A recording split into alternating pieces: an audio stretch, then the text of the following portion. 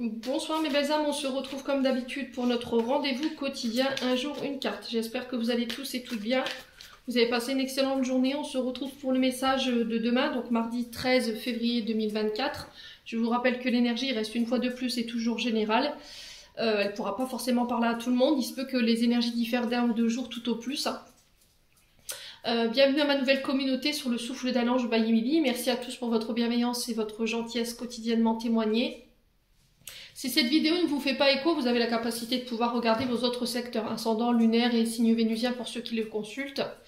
Et je vous rappelle que j'ai tout réépinglé mes coordonnées professionnelles en barre de description sous la vidéo et que l'offre promotionnelle pour ce mois de janvier a été reportée en février. Donc n'hésitez pas pour vos rendez-vous. Puis on est parti pour le troisième secteur de cette journée.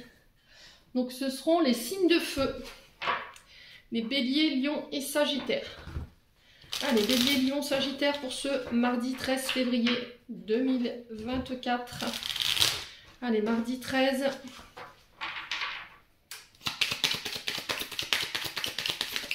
Alors, qu'est-ce qu'on a? On a la clé pour les signes de feu demain. Alors, elle est très positive cette carte. Cette clé, elle peut ouvrir plein de portes. Ça peut être des opportunités, des clés à saisir sur cette journée de demain. C'est vous qui avez toutes les clés en main pour pouvoir vous sortir d'une période peut-être difficile. On vous parle de réussite concernant vos projets. Vous avez tout ce qu'il faut en vous pour pouvoir aller jusqu'au bout de vos projets ici, hein, les signes de feu. Ouais, si vous étiez coincé dans une situation compliquée, là on vous parle d'issue favorable, d'accord? On vous parle de solutions qui vont être trouvées. On peut parler de propositions diverses sur cette journée de demain, donc des opportunités qui s'ouvrent à vous. Il y a une ouverture qui se fait sur le plan sentimental. D'accord, vous allez peut-être tenter votre chance auprès de quelqu'un. Attention de garder votre libre arbitre sur cette journée de demain concernant vos actions. Ne remettez pas encore une fois les clés dans les mains des autres. Je le répète souvent. On vous parle de réussite par rapport à vos projets. On vous parle de succès, de triomphe, d'aboutissement d'une situation. On est arrivé au bout. On vous parle de résultats favorables pour vous. On vous demande de vous reconnecter à votre intuition sur cette journée de demain, les signes de feu. Alors, si vous travaillez dans le monde de la médiumnité, si vous travaillez dans l'énergie, pareil, là, on vous dit que vous allez pouvoir vous libérer et aller chercher cette réussite par rapport à vos projets. Pour certains, j'ai l'impression qu'au niveau du chakra du troisième œil, il peut y avoir un déséquilibre. Ouais, on peut parler de tests psychologiques pour vous, les signes de feu. Alors, des tests pour rentrer dans un travail. On va faire appel à votre intelligence. Alors avec la carte de la clé ici, on vous parle d'issue favorable. J'ai la clairvoyance qui est en dos de deck. Et la clairvoyance, elle fait appel à votre troisième œil. Et si ce troisième œil il n'est pas équilibré, forcément, il va avoir un manque de concentration. On va être dans l'illusion. Alors pour certains, il peut y avoir ici une phase difficile dans laquelle vous sortez. Je vous l'ai dit avec cette clé. Anxiété, dépression, où il y a eu des troubles mentaux ou de la nervosité.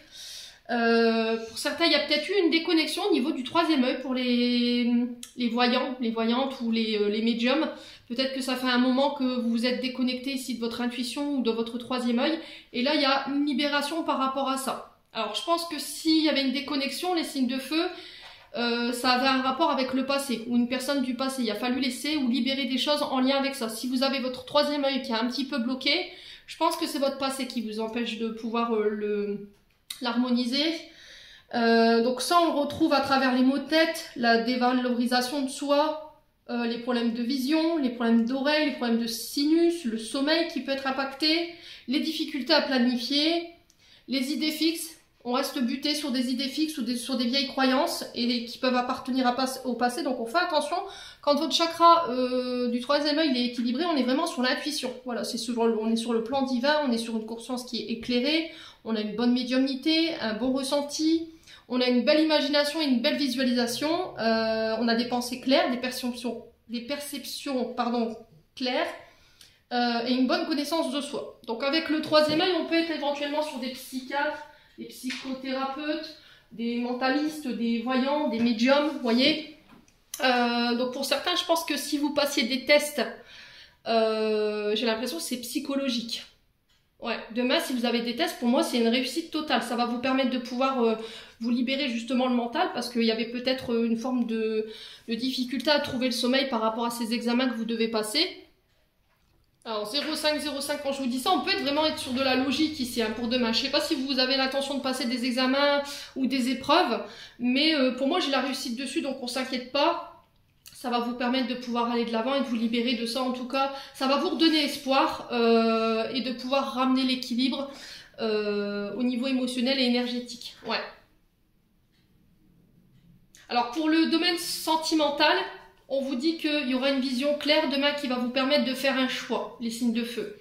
Ce choix, ça va être de vous libérer du passé pour pouvoir rééquilibrer une relation ici. D'accord? Ce qui vous empêche d'être équilibré dans votre relation ou dans vos relations, c'est votre passé. Une fois que vous vous en serez libéré, que vous aurez mis vraiment en place les choses, voilà, j'ai cette notion de retour à l'équilibre pour vous et on va pouvoir de nouveau aller de l'avant. En tout cas, on fait attention quand même au côté fausses croyances ou croyances limitantes. Vous voyez, vous avez peut-être été conditionné dans un mode d'éducation au niveau sentimental. On vous a montré peut-être l'idéal du couple ou du partenaire et là on vous dit qu'il faut laisser tomber peut-être ça en fait. Vous avez peut-être une perception du couple ou du partenaire qui n'est pas forcément bonne. Donc on fait attention par rapport à ça. Ici les signes de feu, c'est les messages qui sont véhiculés pour vous. Donc réussite sur les projets, réussite sur vos actions, vous avez toutes les clés en main pour pouvoir vous libérer. Les signes de feu. J'en ai terminé pour l'interprétation de vos messages. J'espère de tout mon cœur qu'ils vibreront en chacun de vous. En attendant, je vous envoie plein de belles énergies. Prenez soin de vous et on se retrouve lors d'une prochaine vidéo.